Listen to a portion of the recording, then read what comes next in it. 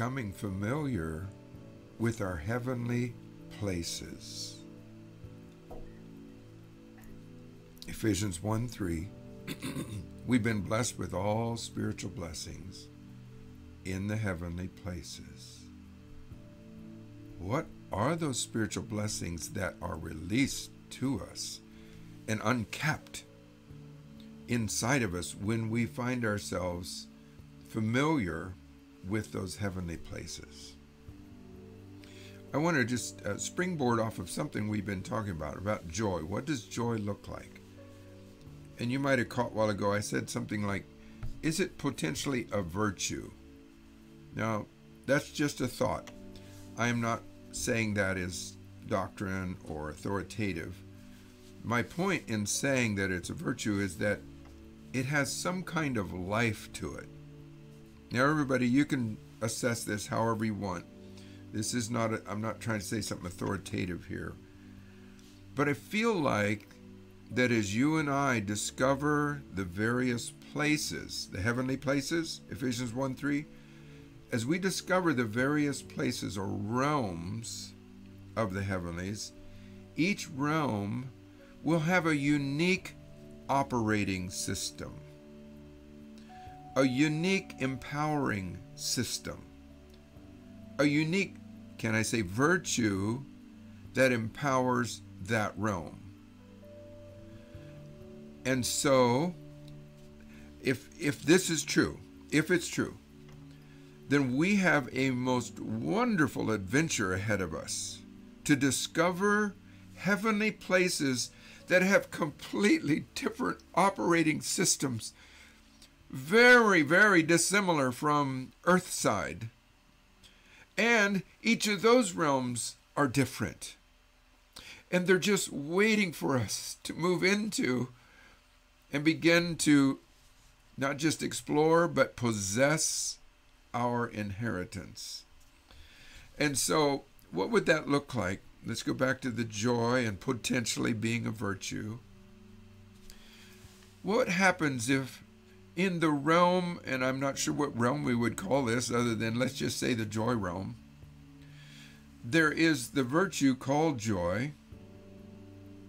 And as long as we move in sync with, in keeping with joy, both embracing joy, receiving joy, and giving joy, then we're empowered to the fullest.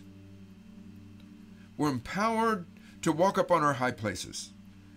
We begin to find ourselves otherworldly. From another, oh boy, I tell you, and from another world. And that was what I believe we are destined for, what our inheritance is, to learn how to live in these heavenly realms. So, how would joy influence us or empower us? How would we know if we have bumped into joy? How would we know if we've come into the realm called joy? I maintain that unless we exercise our spirit to recognize, then we will be at a loss.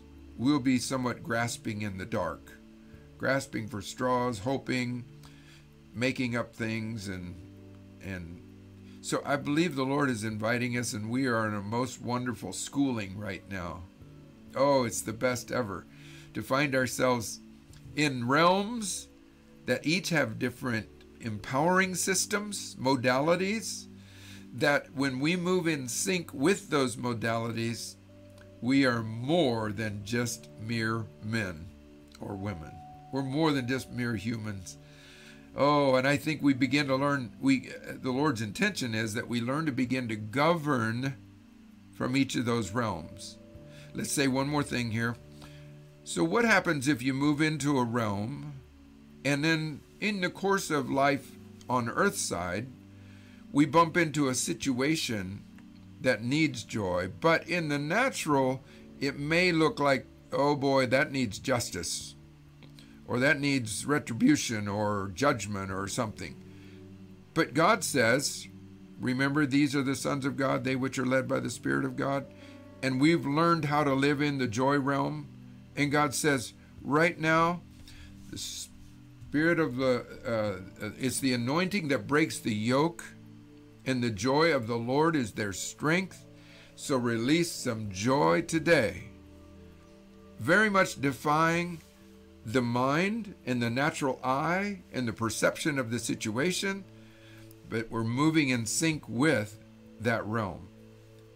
Now, I'm just in the developmental stages of those kinds of thoughts, but they really inspire me, because I think the Lord is just inviting us into, how many realms are there? I don't know. It's probably limitless. But remember, our spiritual blessings are available to us as we learn to live in the heavenly places, Ephesians 1:3.